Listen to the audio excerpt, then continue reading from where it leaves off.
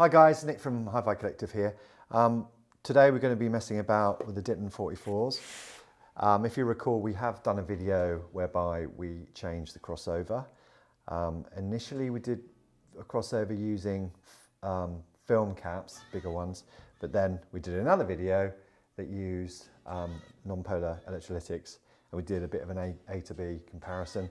And in the end, we stuck with, as originally designed, the non-polar electrolytics.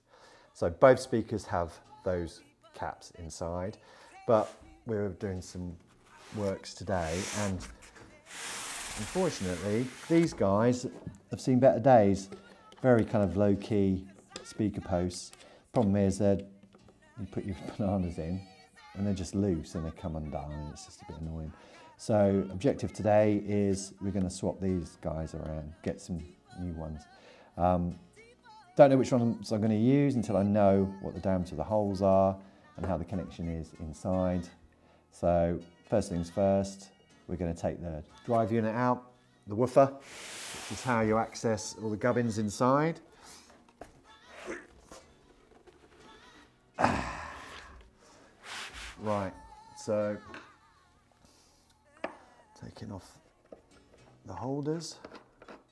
One thing I've noticed with this type of holder is, you can see once I've taken this out, it's kind of a tripod three prong fix in. So you've got a hole in the cabinet, but then obviously it screws down into the cabinet, and then the other two hit the actual edge of the driver on the basket. But if you want them to align properly, you've got to remember, well, I would basically keep them in the form that they are, make sure you've got them aligned. You could basically put a bit of tape in there and draw a line down it so you can get it all lined up. I won't worry about that because I've pulled these out so many times that there's kind of indentations all over the place. You can see here there's a few. Anyway, so I'll take these out. I quite like these fixings though. You can get some good, strong kind of contact on the drive unit.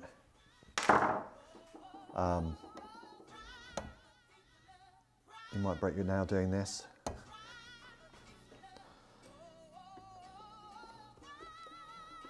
There we go.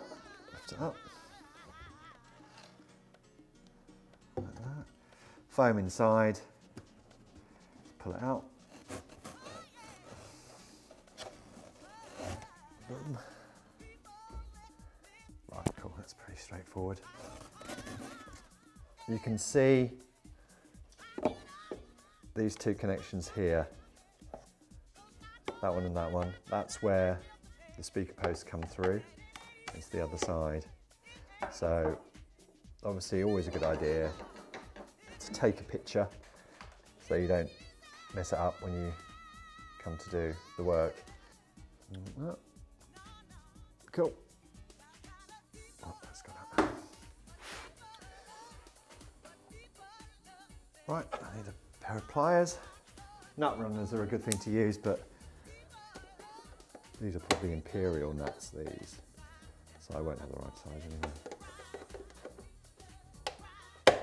God, they're on tight. Right. Spanner, adjustable spanner. So we need to get like a head torch to do this kind of work. There we go, what a contrast. Is that in the way of anything? No. Right, so going in with the adjustable. Pretty tight. Undo these.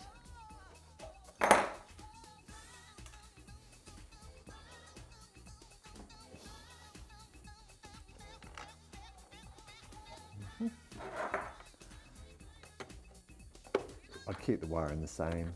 You could do an upgrade and change the wires, but you've got to get all the connections right on here. And I'd be worried about breaking those and getting the proper replacements. So I'll leave that one for another year. So I'm hoping I should just be able to push these through to the other side. Yep, brilliant. Right, I'm going to take the drive units off because I need to turn it around.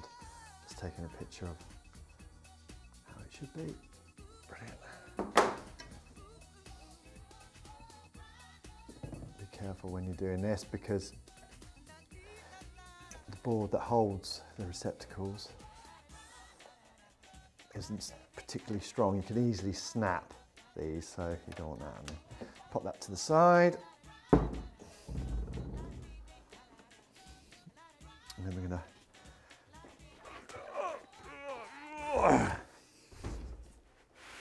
So now... Boop. Boop. So you can see that we're looking for replacements for these.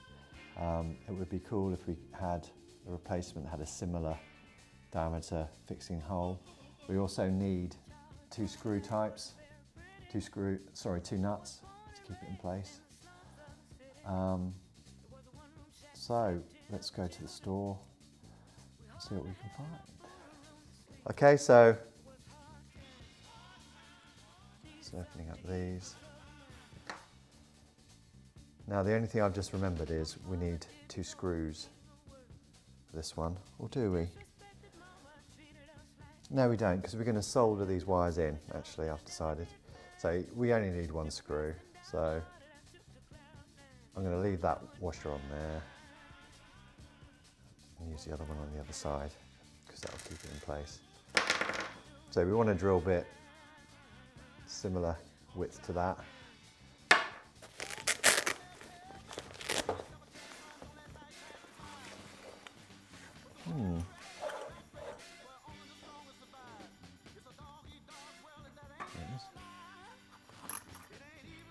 Bigger. A bit bigger.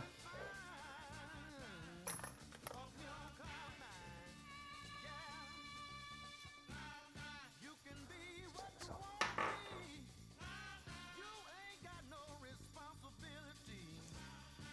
Right, that's spot on.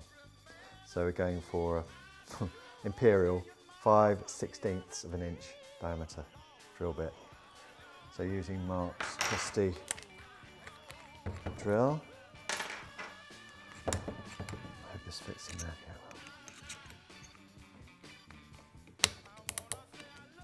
well. Right.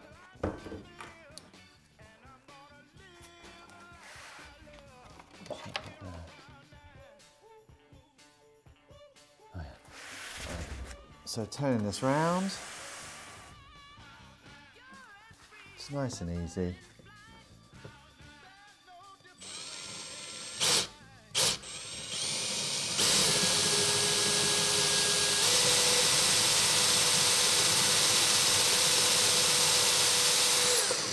Ooh, all the way through. Pretty easy to drill these.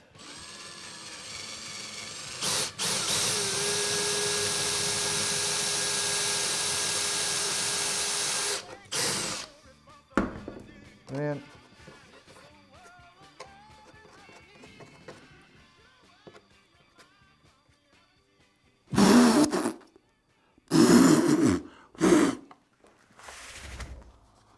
Have a look inside, bit of debris. Well, you can see inside there, that's a bit, this is kind of old cardboard, you need to chip away at that. So you've got nice clean holes. I'm going to use my reamer, which I did see earlier.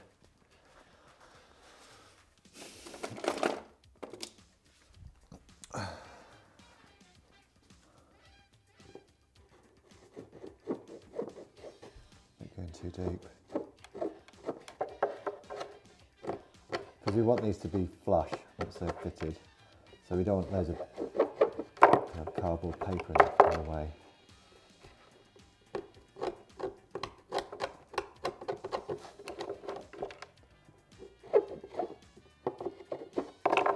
Right, that'll do. Right, I'm just gonna, if you've got a Hoover, brilliant, get rid of these bits. We've got a Hoover, but I don't know where it is, so we won't worry about that for the moment. I'll just take it out by hand. Why does that wire want to insist on being on there?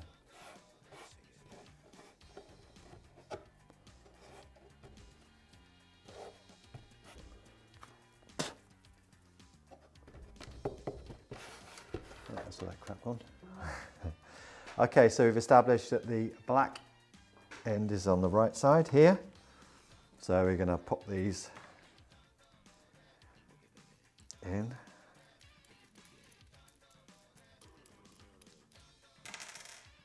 Now, not that I use bare wire, but I like to put a bit of an angle on it. So I'm just going to insert something there, so that when you have a wire, you can just come in from an angle. So that goes in. Oops, I can't do that though, can I? Because things annoy. Just pop that in there. Yeah, see how I put the hole there, an angle. So you're coming in with bare white, and then I'll do the other one the other way. Use this washer here, so the serrated bit goes into there, like that, and then the nut goes over the top. We're going to solder these anyway, so don't worry about the fact there's only one nut being used.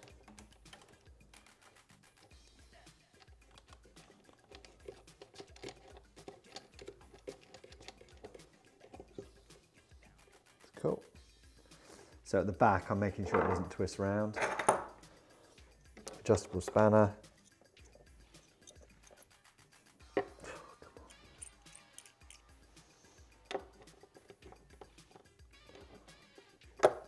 tighten up.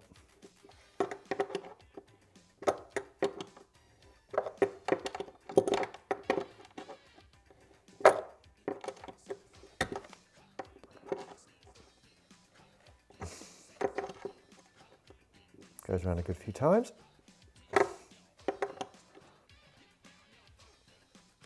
Brilliant. It's nice and tight. And then the red one. Bit of an angle on this one. So if you see, that's angled that way. I'll do that one similar angle actually. Plenty of scope. Give it a push. Shut that in there.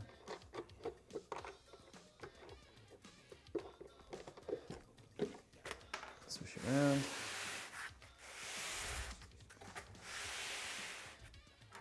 Again, serrated, goes against the board, and then that there.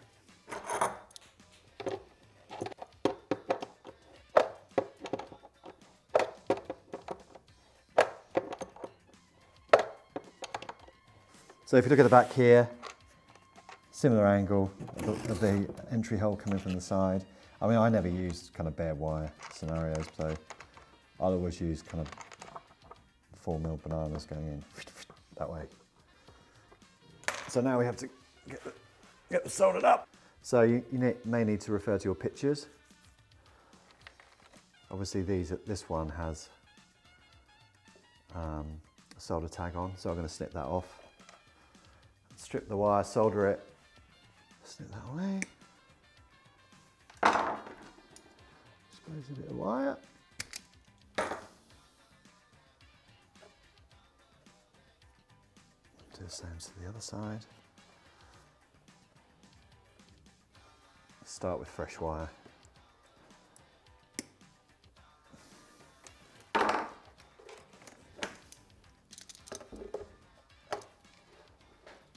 In the ends.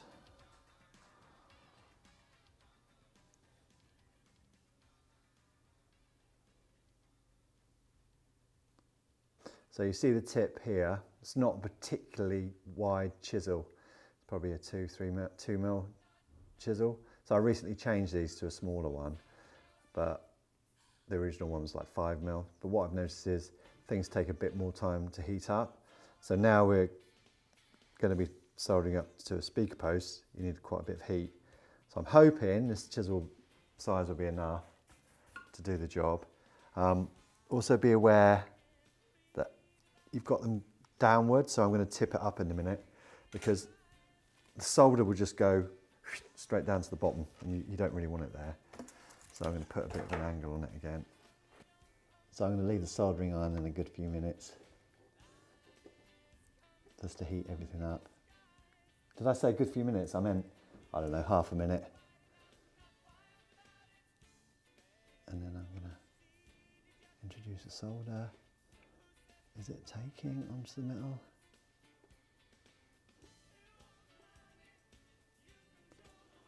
Yeah, it is kind of. Yeah, I see, it needs a lot of heat, these. Just leave it there. Obviously this is tinned, prep it. Pop it on there quickly.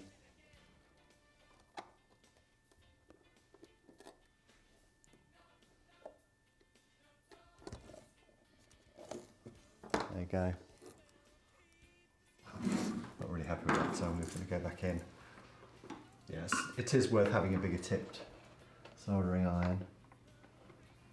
So basically I'm heating both the wire and the post at the same time. Because you just want it hot enough so the solder flows. Got too much solder on there, I just want to make sure it's a wet join. There you go, I've got some, getting some action now. That's it. Brilliant. Cool, happy with that. You can see that I've, because of all the heat, kind of melted a bit of the covering, but that's fine. But that solder joint's good. Pleased with that. See it? So, in hindsight, this one, I'd rather have the bucket the other way around. So I'm just going to loosen it off and twist. So you can see on the other side, still got the angles going on. See that? For the wires to go through. So now I'm going to do the same, connect the blue wire to there.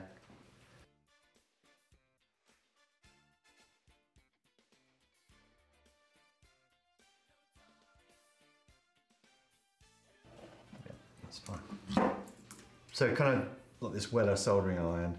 The bigger the tip, the hotter the actual tip. Well, the transfer of heat is easier the bigger the tip, because there's more of a surface area for the heat to transfer to the next conductor, which is the speaker post in this case.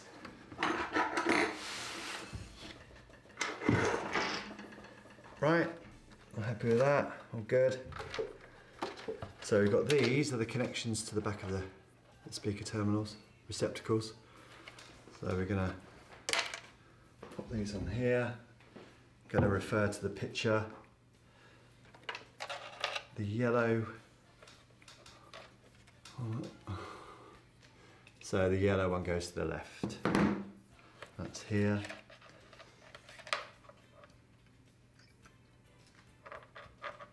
I mean, you could replace these speaker receptacles if you wanted to, but don't worry. There you go. So that's it, all good. And then get your foam in. So remember the foam kind of licks around the edge of the inside.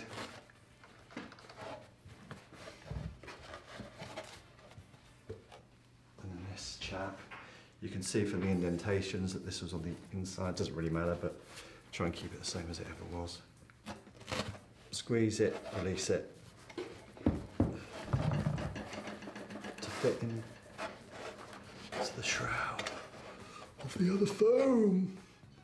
And then bring that round, it comes around this way. A bit more, yep.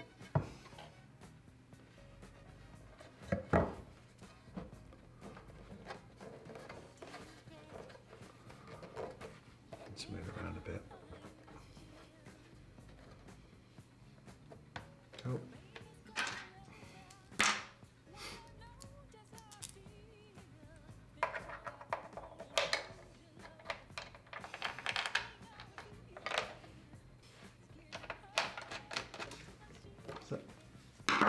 Cool, that's done. So One trick I didn't do before we started was all kind of speakers have a DC resistance.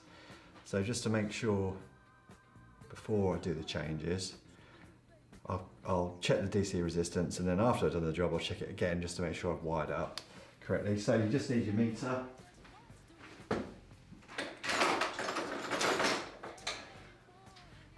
And it's on DC resistance. Lowest setting because it's going to be a low reading. So yeah, it's about 5 ohms, which is great. So now get some speaker cable just to show you harmonics wire, UPOCC. So you can see, like, this is the old speaker post, pretty loose.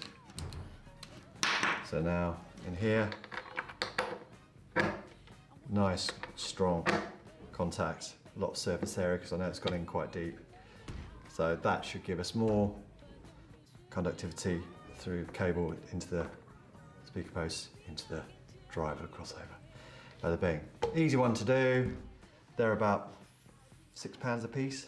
So yeah, good one to try. Just before I sign off, I want to say a big thank you for watching our videos. Like and subscribe, and follow us on all the social network platforms. See you later.